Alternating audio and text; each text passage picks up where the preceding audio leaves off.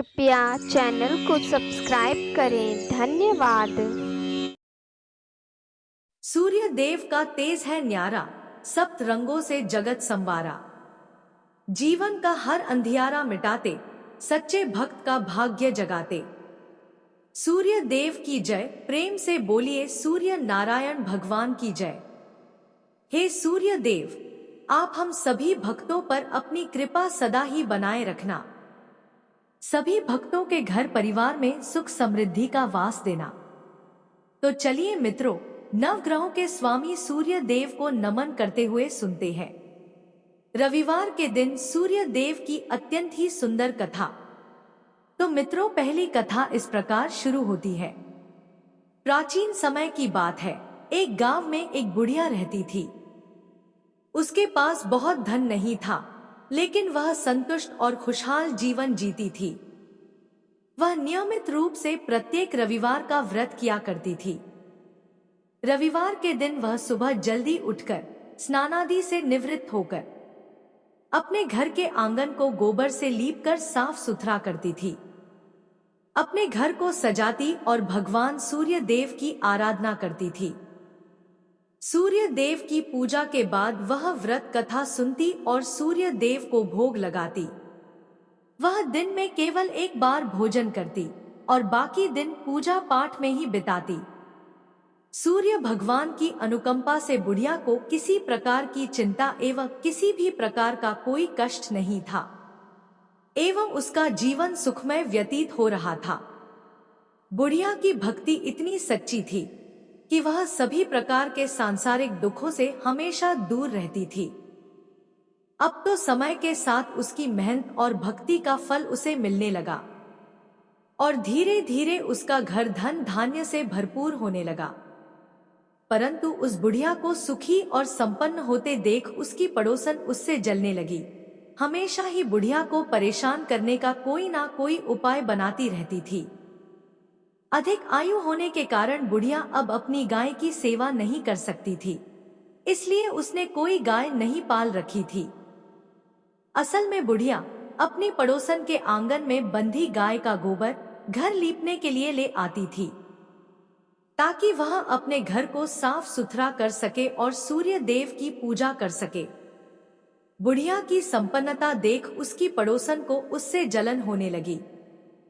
उनकी पड़ोसन को लगता था कि बुढ़िया के पास गाय तो नहीं है, फिर भी वह हर रविवार अपने आंगन को मेरी गाय का गोबर ले जाकर लीपती है। और यह बात पड़ोसन को बहुत खलती थी। एक रविवार को पड़ोसन ने अपनी गाय को घर के भीतर बांध लिया ताकि बुढ़िया को गोबर न मिले। बुढ़िया को इस बात का अंदाजा नहीं था। जब उसने देखा कि गोबर नहीं है तो वह निराश हो गई और अपने आंगन को लीप नहीं पाई। उसने उस दिन सूर्य देव की पूजा नहीं की और भोग भी नहीं लगाया।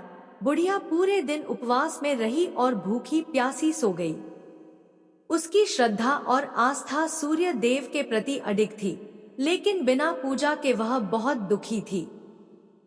प्रातः काल जब सूर्योदय से पूर्व उस बुढ़िया की आंख खुली तो वह अपने घर के आंगन में सुंदर गाय और बछड़े को देखकर हैरान हो गई। गाय को आंगन में बांधकर उसने जल्दी से उसे चारा लाकर खिलाया। बुढ़िया की पड़ोसन ने उस बुढ़िया के आंगन में बंधी सुंदर गाय और बछड़े को देखा तो वह उससे और अधिक जलने लगी। तभी गाय ने सोने का गोबर किया। गोबर को देखते ही पड़ोसन की आंखें फटी की फटी रह गई। पड़ोसन ने उस बुढ़िया को आसपास न पाकर तुरंत उस गोबर को उठाया और अपने घर ले गई। इसके बाद पड़ोसन अपनी गाय का गोबर वहां रख आई और इस तरह वो रोज यही करने लगी।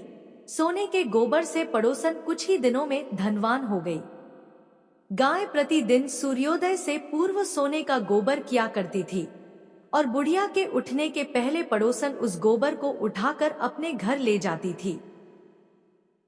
और बहुत दिनों तक बुढ़िया को सोने के गोबर के बारे में कुछ पता ही नहीं चला। बुढ़िया इसी तरह हर रविवार को भगवान सूर्यदेव का व्रत करती रही और कथा सुनती रही। लेकिन जब एक दिन सूर्य भगवान को जब पड़ोसन की चालाकी का पता चला तो उन्होंने तेज आंधी चलाई आंधी का प्रकोप देखकर बुढ़िया ने गाय को घर के भीतर बांध दिया। जब सुबह उठकर बुढ़िया ने सोने का गोबर देखा तो उसे बहुत आश्चर्य हुआ। उस दिन के बाद से बुढ़िया गाय को घर के भीतर बांधने लगी। सोने के गोबर से बुढ़िया कुछ ही दिन में बहुत ही अधिक धनी हो गई। उस बुढ़िया के धनी होने से पड़ोसन बुरी तरह जल भुनकर राख हो गई और उसने अपने पति को समझा बुझाकर नगर के राजा के पास भेज दिया। सुंदर गाय को देखकर राजा बहुत खुश हुआ। उसने गाय को महल में ही रखवा लिया। सुबह जब राजा ने सोने का गोबर देखा तो उसके आश्चर्य का ठिकाना न रहा। अब तो बुढ़िया सूर्य देव से अपनी गाय वापस पाने के लिए प्रार्थना करने लगी। सूर्य भगवान को भूखी प्यासी बुढ़िया को इस तरह प्रार्थना करते देख उस पर बहुत करुणा और दया आई। उसी रात सूर्य भगवान ने राजा को स्वप्न में कहा, राजन, बुढ़िया की गाय व बछड़ा तुरंत लौटा दो, नहीं तो तुम पर विपत्तियों का पहाड़ टूट पड़ेगा, तुम्हारा महल नष्ट हो जाएगा। सूर्य भगवान के स्वप्न से बुरी तरह भयभीत राजा ने प्रातः उठते ही गाय और बछड़ा बुढ़िया को लौटा दिया। साथ ही राजा ने बहुत सा धन देकर बुढ़िया से अपनी गलती के लिए क्षमा मांगी। राजा ने पड़ोसन और उसके पति को उनकी इस दुष्टता के लिए दंड दिया। फिर राजा ने पूरे राज्य में घोषणा कराई कि सभी स्त्री पुरुष रविवार का व्रत किया करें। रविवार का व्रत करने से सभी लोगों के घर धन धान्य से भर गए। राजनगर में चारों ओर खुशहाली छा गई। स्त्री पुरुष सुखी जीवन यापन करने लगे तथा सभी लोगों के शारीरिक कष्ट भी दूर हो गए। मित्रों, पहली कथा समाप्त हुई। बोलिए सूर्य भगवान की जय। जय जय सूर्य देव। अब सुनते हैं सूर्य देव की दूसरी कथा। प्राचीन समय की बात है। संतपुरा नगर में एक निर्धन ब्राह्मण रहता था। वह सूर्य देव का अनन्य भक्त था।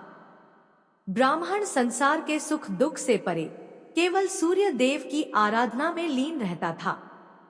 वह हर रोज सुबह सबसे पहले नहाता और सूर्य भगवान की पूजा करता और इसके बाद अन्य काम किया करता था। उसकी भक्ति इतनी गहरी थी कि उसकी सुबह की पहली किरण और शाम की अंतिम पूजा सूर्य भगवान को समर्पित होती थी। लेकिन भक्ति के इस मार्ग ने उसे संसार के कठोर सत्य गरीबी से दूर नहीं किया। उसकी झोपड़ी टूटी फूटी थी और पेट भरने के लिए घर में एक समय का भोजन भी नहीं हो पाता था। उसकी पत्नी रोज उसे ताने देती कि दिन भर पूजा करते हो, लेकिन घर में चूल्हा जलाने को अन्न तक नहीं होता है। भला कहीं भक्ति से पेट भरता तो क्या ही बात होती। ब्राह्मण हर रोज अपनी पत्नी की बातें सुनता, लेकिन अपनी भक्ति से डिगता नहीं था। उसके पड़ोसी भी उसे निकम्मा कहकर अपमानित करते थे कि सारा दिन इधर उधर घूमता है, जैसे कोई बड़ा तपस्वी हो। अब धीरे धीरे इन तानों और उपेक्षाओं ने उसके मन को गहराई तक आहत करना शुरू कर दिया था। एक दिन उसने निर्णय लिया कि अब इस संसार को छोड़कर केवल सूर्य भगवान की शरण में चला जाऊंगा। इसके लिए ब्राह्मण ने अगली सुबह जल्दी उठकर स्नान किया, पूजा की सामग्री ली और जंगल की ओर चल पड़ा। चलते चलते उसे एक निर्जन स्थान मिला, जहां एक सूखा हुआ पीपल का पेड़ और एक लगभग सूखा हुआ तालाब था। ब्राह्मण ने सोचा, यही स्थान मेरी भक्ति के लिए उपयुक्त है। उसने पीपल के नीचे बैठकर सूर्य भगवान की आराधना शुरू की। पूजा समाप्त होने पर उसने तालाब से थोड़ा सा पानी लिया और सूर्य भगवान को अर्घ्य दिया। जैसे ही पानी बहकर पीपल की जड़ों और तालाब में पहुंचा, एक अद्भुत चमत्कार हुआ। सूखा हुआ पीपल हरा भरा हो गया, उसकी शाखाएं हरी भरी पत्तियों से भर गईं। वहीं तालाब स्वच्छ जल से भर गया। जब ब्राह्मण ने सूर्य देव की आवाज सुनी तो वह घबरा गया और सोचने लगा कि इस पीपल में कोई भूत रहता है, जरूर वही मुझे आवाज दे रहा है। और ब्राह्मण बिना कुछ कहे वहां से लौट गया। अब तो हर रोज जब ब्राह्मण पूजा करता, तभी उस तालाब से आवाज आने लगती। रोज यह सुन सुनकर वो चिंतित होकर दुबला होने लगा। ब्राह्मण की पत्नी कभी कभी उससे मिलने जंगल में जाती थी। एक दिन उसने अपने पति से पूछा, आप दिन पर दिन दुबले हुए जा रहे हैं। उसने अपनी पत्नी को सारी घटना कह सुनाई। उसकी पत्नी, जो सामान्यतः उसे ताने देती थी, इस बार अपने पति की बात सुनकर गंभीर हो गई। उसने कहा, यह कोई भूत प्रेत नहीं है, यह स्वयं सूर्य भगवान है, जो तुम्हारी भक्ति से प्रसन्न होकर तुम्हें वरदान देना चाहते हैं। ब्राह्मण ने चिंतित होकर पूछा, लेकिन मैं उनसे क्या मांगू? मेरी मांग छोटी हो तो जीवन भर पछतावा रहेगा, और अगर मैं कुछ भूल गया तो? पत्नी ने मुस्कुराते हुए कहा, तुम्हें उनसे यह मांगनी चाहिए कि नौखंड के महल में सोने के पालने में अपने पोते को झूलते हुए अपनी आंखों से देख सको। इससे तुम्हें धन, संतान, सुख और दीर्घायु सब कुछ मिल जाएगा। अगले दिन ब्राह्मण ने उसी स्थान पर जाकर सूर्य भगवान की पूजा की। पूजा के अंत में सूर्य भगवान फिर प्रकट हुए और बोले, हे ब्राह्मण, अब बोलो तुम्हारी क्या इच्छा है? ब्राह्मण ने साहस बटोरकर वही शब्द कहे जो उसकी पत्नी ने सिखाए थे। सूर्य भगवान मुस्कुराए और बोले, तथास्तु, तुम्हारी मनोकामना पूरी होगी। जब ब्राह्मण घर लौटा तो उसने देखा कि उसकी टूटी फूटी झोपड़ी की जगह एक विशाल और भव्य महल खड़ा था। महल के चारों ओर दास दासियां कार्य कर रही थी। अंदर से उसकी पत्नी सुंदर वस्त्रों और आभूषणों से सजी हुई बाहर आई और बोली, स्वामी, यह सब आपकी भक्ति का फल है। सूर्य भगवान ने आपकी मनोकामना पूरी कर दी। ब्राह्मण ने विस्मित होकर पूछा, इतना धन लेकर हम करेंगे क्या? पत्नी ने उत्तर दिया, हम इसे धर्म और परोपकार के कार्य में लगाएंगे। यज्ञ, हवन और दान पुण्य से ही इस धन का सही उपयोग होगा। और इस प्रकार से ब्राह्मण की ख्याति शीघ्र ही नगर भर में फैल गई। जब राजा को इस बात का पता चला तो उसने ब्राह्मण को अपने दरबार में बुलाया और पूछा, कल तक तो तुम्हारे पास खाने को अन्न नहीं था, आज यह वैभव कहां से आ गया?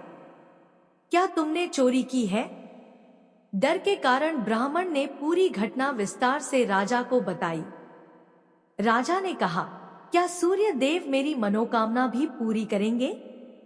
मेरे पास सब कुछ है, परंतु संतान सुख से वंचित हूँ। ब्राह्मण ने राजा को सूर्य भगवान की आराधना की विधि बताई और राजा ने पूरे नियम और श्रद्धा से सूर्य भगवान की पूजा की। कुछ ही समय बाद सूर्य भगवान ने राजा को एक तेजस्वी पुत्र का आशीर्वाद दिया और इस प्रकार से सभी लोग सुख पूर्वक जीवन व्यतीत करने लगे। मित्रों, इस कथा से हमें यह सीख मिलती है कि सच्ची भक्ति में अद्भुत शक्ति होती है। भक्ति का मार्ग कठिन अवश्य है, परंतु यदि श्रद्धा और समर्पण सच्चा हो तो ईश्वर की कृपा से असंभव भी संभव हो सकता है। ब्राह्मण की निष्ठा और विश्वास ने न केवल उसे सुख समृद्धि प्रदान की, बल्कि संसार को यह संदेश भी दिया कि धर्म और परोपकार से ही सच्चा जीवन संभव है। कथा समाप्त हुई। बोलिए मित्रों, सूर्य नारायण भगवान की जय। अब सुनते हैं अंतिम कथा।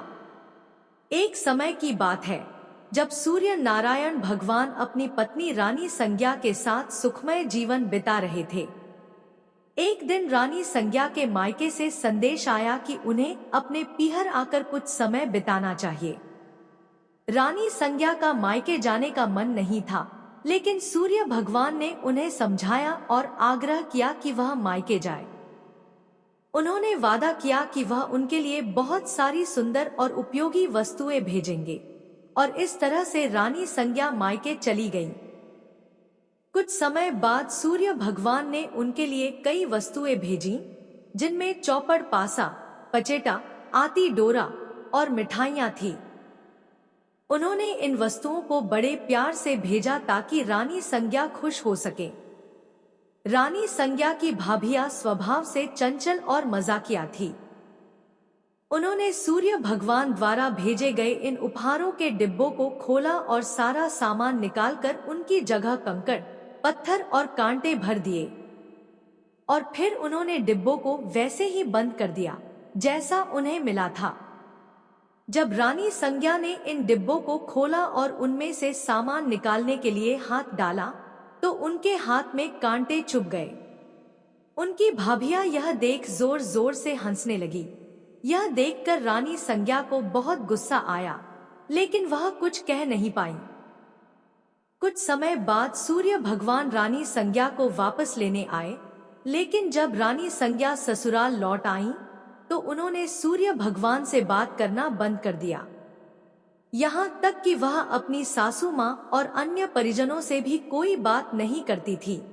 अब तो सूर्य भगवान को यह बात बहुत अजीब लगने लगी। उन्होंने अपनी माँ से पूछा, माताजी, क्या रानी संज्ञा आपसे बात करती है? उनकी माँ ने कहा, नहीं बेटा, जब से वह मायके से लौटी है उन्होंने किसी से बात नहीं की। सूर्य भगवान को यह चिंता का विषय लगा।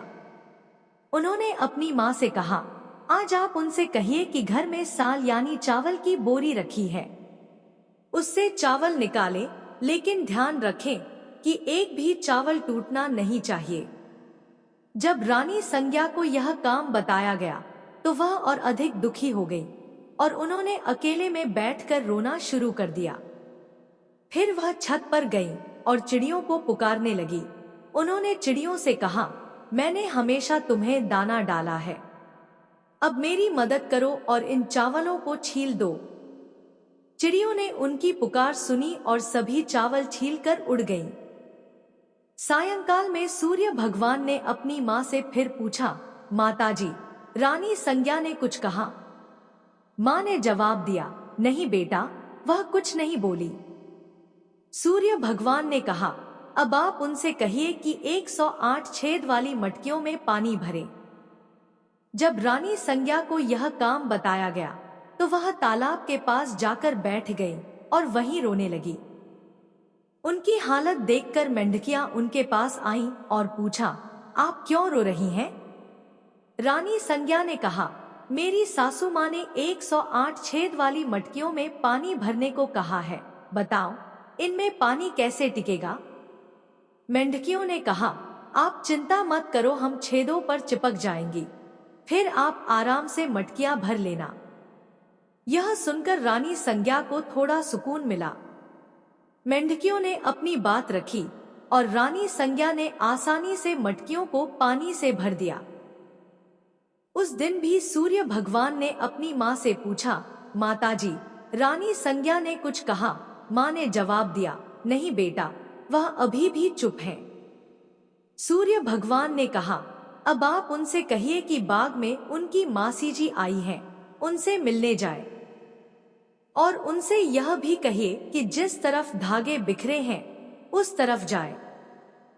अगले दिन सूर्य भगवान एक महिला का रूप धारण करके बाग में बैठ गए। उन्होंने घूंघट डाल रखा था और धीरे धीरे रोने लगे।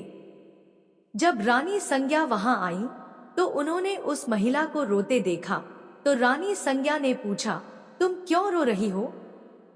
क्या कोई मुसीबत है? सूर्य भगवान महिला के स्वर में बोले, आपकी मुसीबत के सामने मेरी मुसीबत कुछ नहीं है। यह सुनकर रानी संज्ञा फूट फूट कर रोने लगी। उन्होंने कहा, मैं अपने मायके नहीं जाना चाहती थी, फिर भी उन्होंने मुझे जबरदस्ती भेज दिया। वादा किया था कि अच्छी अच्छी वस्तुएं भेजेंगे, लेकिन उन्होंने डिब्बों में कंकड़, पत्थर और कांटे भेज दिए। जब मैंने डिब्बे खोले तो मेरे हाथ कांटों से घायल हो गए। वापस आने पर उन्होंने साल में से चावल निकालने को कहा और एक भी चावल टूटने नहीं चाहिए। फिर उन्होंने 108 छेद वाली मटकियों में पानी भरने का आदेश दिया। यह कहते कहते रानी संज्ञा की आंखों से आंसू बहने लगे। रानी संज्ञा की बात सुनकर सूर्य भगवान ने उनका हाथ पकड़ लिया और अपने असली रूप में आ गए। उन्होंने कहा, रानी संज्ञा, चुप हो जाओ, मैंने तुम्हारे लिए चौपड़ पासा, मिठाई और सुंदर वस्तुएं भेजी थी। यह सब तुम्हारी भाभियों का मजाक था, मेरी कोई गलती नहीं थी। अगर तुमने यह बात पहले ही बता दी होती तो तुम्हें इतनी मुसीबत नहीं झेलनी पड़ती। सूर्य भगवान की बात सुनकर रानी संज्ञा को राहत मिली और उन्होंने सूर्य भगवान को क्षमा कर दिया और सूर्य देव रानी संज्ञा के साथ खुशी खुशी रहने लगे। मित्रों, यह कथा हमें यह सिखाती है कि धैर्य और सहनशीलता हर परिस्थिति में हमारा साथ देते हैं। इस कथा में प्रकृति के जीव जंतुओं जैसे चिड़ियों और मेंढकियों ने रानी संज्ञा की मदद की, जिससे यह संदेश मिलता है कि जब हम दूसरों के लिए अच्छे काम करते हैं तो संकट के समय वे भी हमारी मदद करते हैं। कथा समाप्त हुई। बोलिए मित्रों, सूर्य नारायण भगवान की जय हो।